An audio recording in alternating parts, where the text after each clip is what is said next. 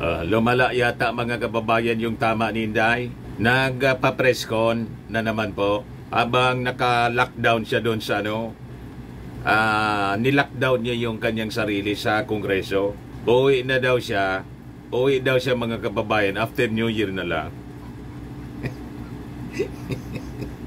Yan sabi ni Inday po sa online virtual press conference po.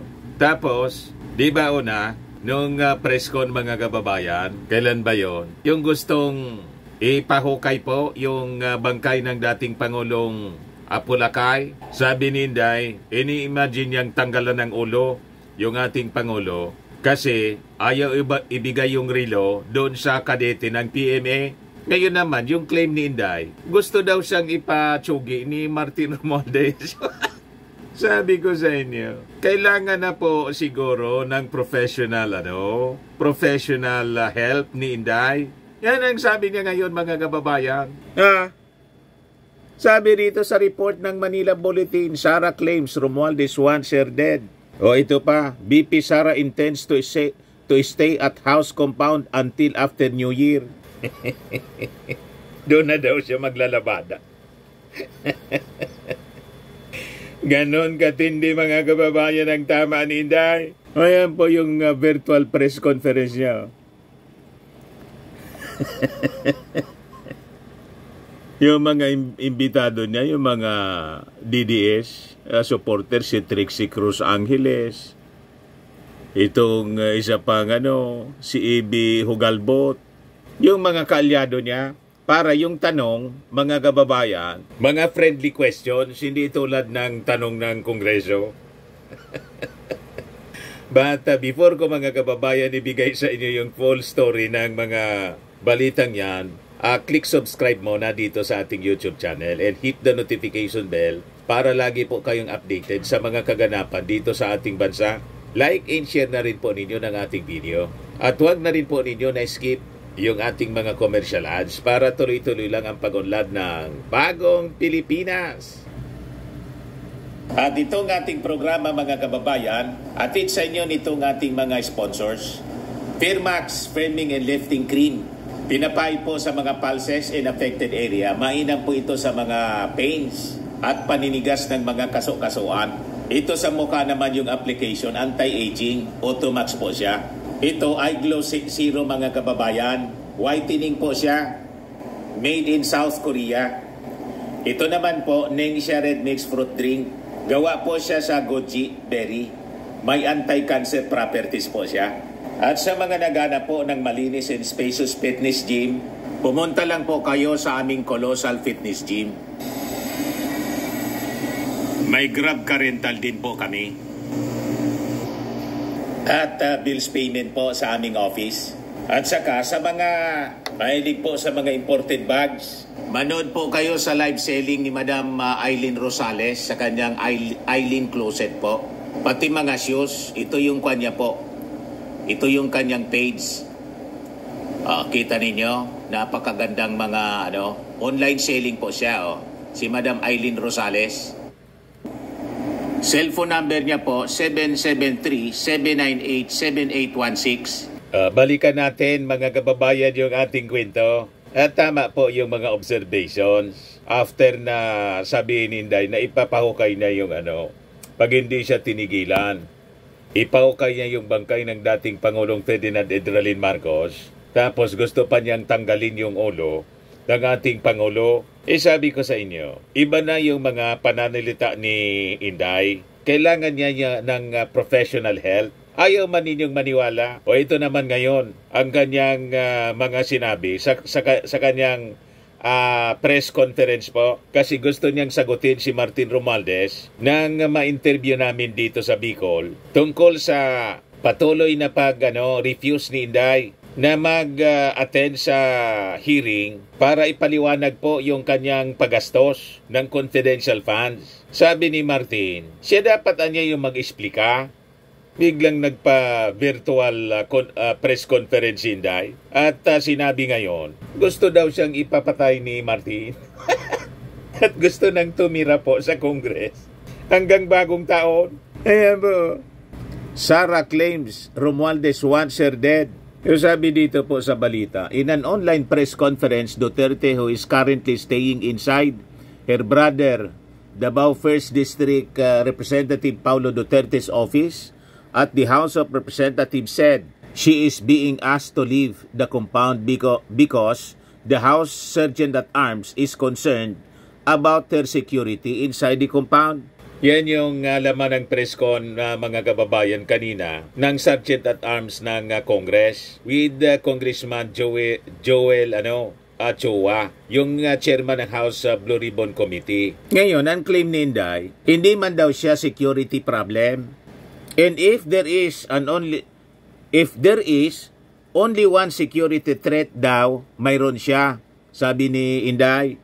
Sabi ko, sir, isa lang naman may gustong pumatay sa akin, si Martin Romualdez, and I don't think gagawin niya yan dito sa loob ng House of Representatives, gagawin niya yan dito sa labas. Ganon katindi mga kababayan ang tama. Sinong maniwala sa ganon? Seryoso po si Inday, hindi siya hindi siya nagbibiro sa kanyang mga sinasabi. Yan ang paniwala niya po. Yan ang paliwanag. So tinanong ng mga reporters kung bakit naniniwala siya na gusto siyang ipadido ni Martin Romualdez. Sabi mga kababayan ni Inday, kilala ko niya si Martin Romualdez from the short time that we were together. I am a good judge of character. Mabilis ako maka-assess ng isang tao. Marunong nang magbasa si Inday ng isip ng tao. Naging mangula na. Nagkasama niya kami sa kampanya. And I'm no psychologist, but that man has so much baggage and insecurity sa buhay niya. Ganon mga kababayan, yung mga kaindik-indik na sinabi ni Inday sa virtual press conference. At sabi niya, hindi siya uuwi hanggang bagong taon na niya. Doon na daw siya maglalaba. BP Sara intends to stay at house compound until after New Year. Tama pa ba yan sa katinoan mga kababayan? Diba? Yan sabi ni Inday. Nagpabili na ako kanina ng tali kasi dito na ako maglalaba. And then dito ko na lang idadra yung clothes ko kasi medyo marami naman akong t-shirt na nadala. Pero pwede na siya. Kasi uniform naman dala ko. So hindi na siya halata na paulit-ulit. Ano niya Mr. Maravillas ang analysis mo sa mga pananalita ni Inday sa behavior niya? Kailangan na po talaga ang doktor, professional help mga kababayan. Kasi hindi ito gagawin ng isang matino.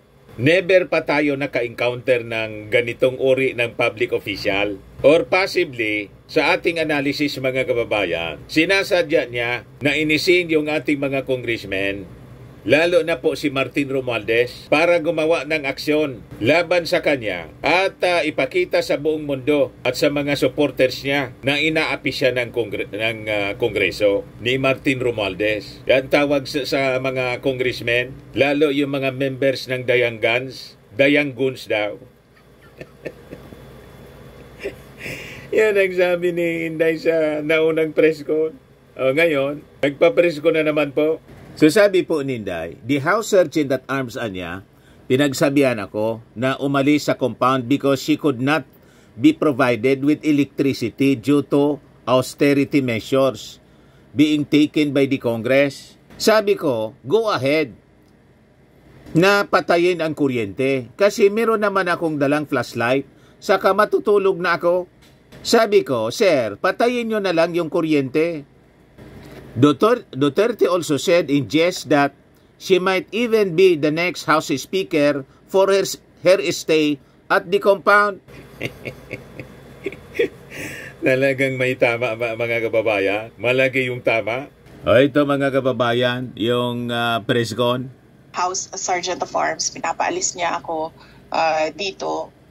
And then sinasabihan niya ako, because we have to put extra security because the Vice President is here. And I told them, sir, I am not your security problem.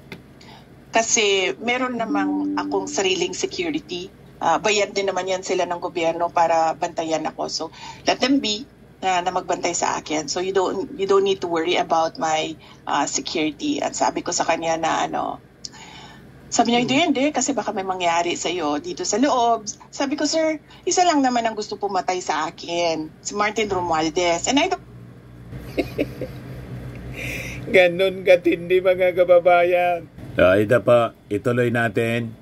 Until Monday, actually sa meeting namin kagabi, there is we were initially doing a planning session last night to stay here until after the New Year's. Kasi we were comparing the time period to Ilocos 6, and then ito din yung time period ng Ilocos 6 who spent Christmas and New Year's dito sa detention. So kagabi yung planning talaga namin was until after the New Year yung detention. Because sinasabi ko naman lagi, hindi ko sinasabihan yung mga tao ng Office of the Vice President, umattend kayo, wag kayo umattend. Because after all, sila yung uupo doon, sila yung mapapahiya. And it will be their own mental struggle yung mangyayari doon habang nakaupo sila. So, sabi nga mga kababayan ni Martin Romualdez, ang dapat kasing sumagot kasi lahat naman ang itinuturo siya. Dapat siya ang sumagot. Hindi man po gagalaw yung mga officials niya, yung mga empleyado niya, kung hindi niya inutusan. Tama po? Yun din ang request. And in fact, mga kababayan, dahil nandyan man lang siya sa Congress, sinerve muli yung invitation sa kanya ng committee. Ayan po, after House sleepover, BP Sara gets invited to confidential funds hearing. So wala nang rason mga kababayan na hindi siya a-attend kasi tumira na nga po siya. Nandyan na siya nakatira ngayon. At ang sabi niya, hanggang New Year, diyan na siya maglalabada sa Kongreso. Ang tawag niyan dito sa amin, nagsungo-sungo, nang iinis. Yun ang intensyon mga kababayan ni Inday. Inisin yung mga congressmen para pag napikon mga kababayan, di pwede na siyang magpa-victim. Kaya nga po, sinasabi niya na gusto daw siyang ipadido ni Martin. Malabo po mga kababayan. Walang maniwala sa ganon. Ituloy natin mga kababayan yung mga pinagsasabi ni Inday dito. Sila sinasabihan kung ano yung dapat nilang gawin. Ang sinasabi ko lang lagi, let us know what your decision is so that we can help you. Ang expectation namin, kung dumating si Sec Lemuel Ortonio on Monday, he will be detained kasi meron siyang 2 consecutive contempt orders. And alam nyo naman dito sa Kongreso, sila naman kasi nagsasabi kung ilang araw, ilang buwan. So, ang preparation namin is until after the New Year. And then the next planning namin is until after Congress adjourns, which is on June. So, may mga ganun kami na mga plano. And because nandiyan si Attorney Lopez na detention, because of me, I am here sa office ni Congressman Pulong Duterte because of... Okay, nandiyan siya sa loob, si Yusek Zulaika Lopez, nandiyan siya sa loob because of me. Ako naman kasi talaga yung target ng committee hearings. Nandito ako sa loob ng office ni Congressman Pulong Duterte because of her in detention. So, expectation namin, pagdating ni Gina Acosta, kung darating man siya, pagdating ni Lemuel Ortonio, ni Sunshine Fajarda, and ni Edward Fajarda, ganun na rin yung gagawin namin. So, Kaya nga yung sinabi din ni Congressman Pulong, he gave me permission to stay indefinitely and hold office indefinitely dito sa office niya. Hindi pa namin napapag-usapan ng lawyers ko because nakatutok kami kay Yusek Lopez sa ngayon. Kung atin daw siya. Likely pag-uusapan namin yan sa kanya. Na una na pong na-contempt. Kung dumalo lang po sana sila, they can actually terminate na po, no? Yung hearing, kung maraming may makukuha na po kasi na information, lalo na po doon sa mga SDO, Special Disbursing Officers, sa sila Fajarda and si Acosta. So sila po yung parang pinaka na-mention na pinaka-kailangang mga tao. And si Speaker Romualdez even said yesterday po sa Amosh na he was reacting about your sentiment na nadamay po, no? Naawa po kayo sa inyong mga opisyal dahil nadadamay po sila dun po sa nangyayari and yung pagpo-persecute nga raw po sa inyo. So, ang hamon po niya, kayo na po mismo, sana, yung dumalo po sa pagdinig at sumagot po dun sa tanong ng mga mambabatas tungkol sa confidential fund. Ano po yung date niyo? Kasi, for them, hindi na po ito kailangan pa sanang tumagal kung i-urge po sana natin itong mga Marian, official... can you wrap up your question? If we just urge po itong ating mga officials... Marian, can you wrap up your question? Yun lang po, ma'am. Can you comment on that? Hindi lang po ito tatagal kung papuntahin nyo na po itong 4 na officials nyo and kayo po mismo sana ang sumagot para matapos na raw po itong issue. Okay, sige. Unang-una, nasabi ko na, no, at ulitin ko, noong inimbitahan nila kami, noong October 18 was it? Pumunta ako. Umupo ako doon. Hindi man siya nag-take oath. Tanong, hindi sila, kahit isa, walang congressman kaya hindi na siya tinanong. And because I felt na sayang yung oras ko na nakaupo doon, na walang nagtatanong sa akin. Hindi ka nga nag-take oath, kaya hindi ka na tinanong. Pinayagan ako talaga ito si Inday. ng maayos, nagpapasalamat ako. Useless na magtanong sa kanya. So, hindi man magsasabi ng totoo. I am not at their beck and call na tatawagin ka, pauupuin ka doon, gagamitin yung buong araw mo, yung buong oras mo, tapos lang itatanong sa iyo. 'Di ba? Kami may respeto kami sa oras nila, dapat magrespeto din sila sa oras ng mga resource persons na tinatawag nila, tapos umuupo doon nang wala namang tanong. Okay? So, hindi siya tinanong kasi hindi nag-take oath. Pasala-sala man si Inday. Hindi sumasagot. Umupo Balo-bagi. Walang tanong. At ang next is, ako na daw dapat ang umupo doon at sumagot. Sabi ni Martin Romualdez. Unang-una, I did not vote for Martin Romualdez as congressman.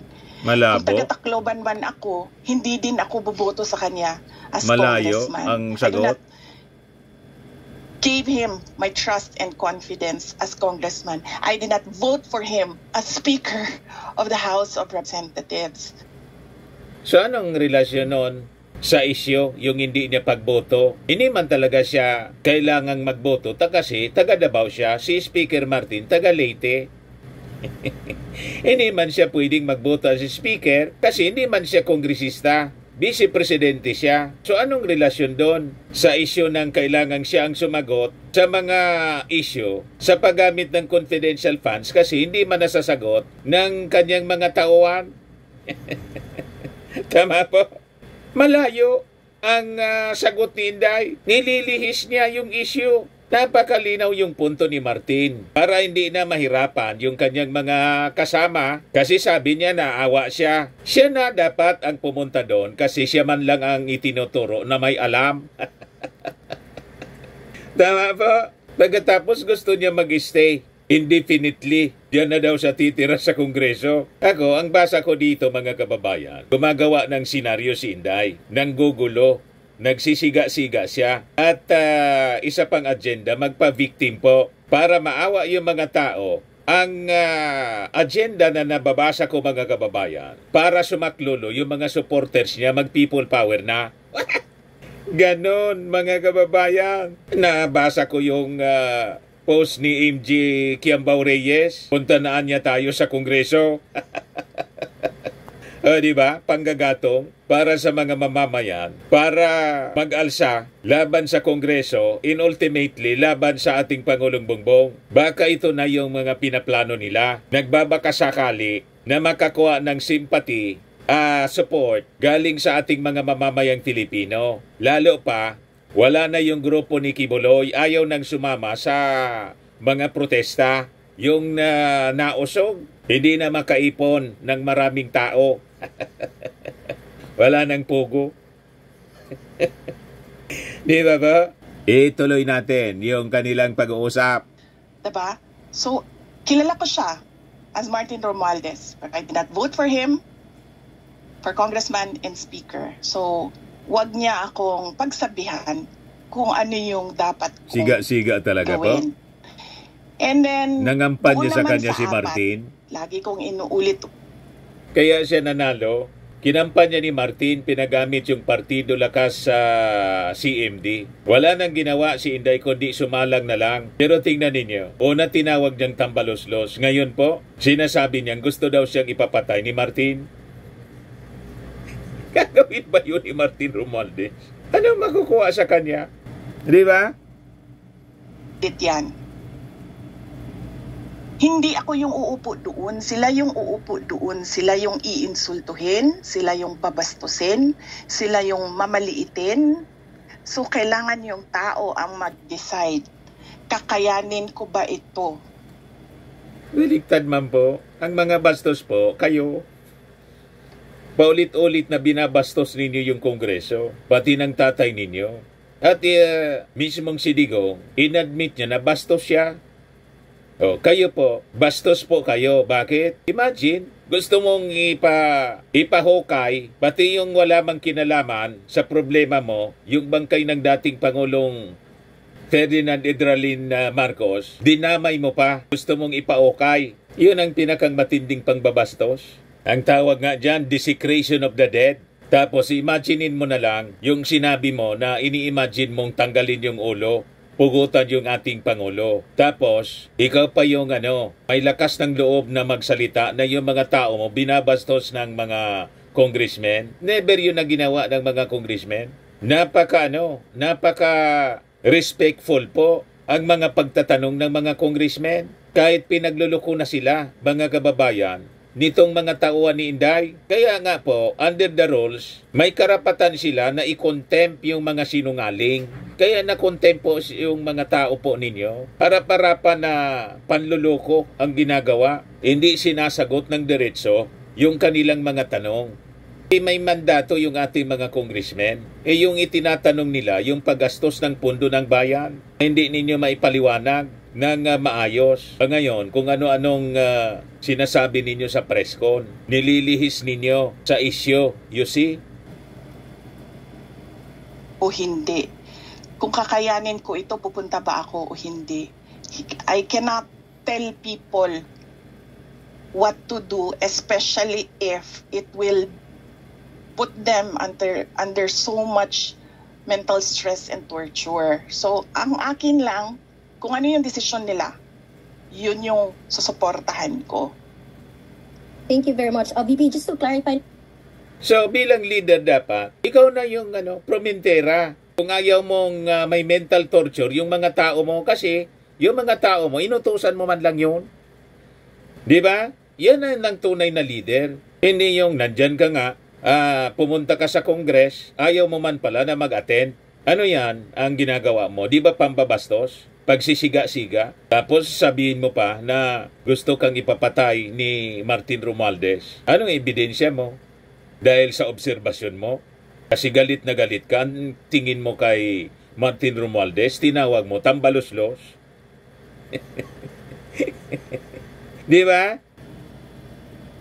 Sa mga naghanap ng malinis and spacious fitness gym, pumunta lang po kayo sa aming Colossal Fitness Gym. We also offer Grab Car Rental with our brand new 2023 model ng Toyota Innova. We also accept booking for those who are planning to travel via PAL, Cebu Pacific, and other airline companies, local and international, and bills payment for Meralco Bills, PLDT, Aleco Bills, etc. Ang Colossal Fitness Gym is located at 3rd floor Security Bank Building, Landco Business Park, Legazpi City, Albay. For inquiries, look for Chilon Maravillas. Contact number 0966-802-0949. Yan yung aming Innova. Lagi na pong matao sa amin. Pati mga foreigners po, tingnan ninyo. Mga British tourists sila. Ang lalaki ng katawan na, mga kababayan, nag-gym sa amin. Ito naman po, Indian National. Ito mga mga European sila. Ito naman yung bago naming product na binibenta online, Eye Glow Serum. Whitening po siya galing sa South Korea. Tingnan ninyo yung epekto sa aking anak na architect entrepreneur, Riz Maravillas. For inquiries, look for Riz Maravillas on FB. Ito naman po, Firmax Firming and Lifting Cream. Pinapahid po ito sa mga pulses and affected area. Mainam po ito sa mga pains at paninigas na mga kasukasuan. Ito po, Automax Radiant Serum. Sa mukha naman yung application. Anti-aging po siya. You will look 10 years younger than your age. Sa mga cancer patients naman po, baka lang gusto ninyo itong itry. Nengxia Red Mixed Fruit Drink. Hindi man po siya gamot, food supplement siya. Kaya lang, gawa siya mga kababayan sa goji berry. Yung goji berry may anti-cancer properties. Yung mga inquiries ninyo, dumiretso na lang kayo sa aming messenger sa Facebook para masagot namin agad. Ayos po. Ako po si Dante Maravillas. Bye-bye. God bless.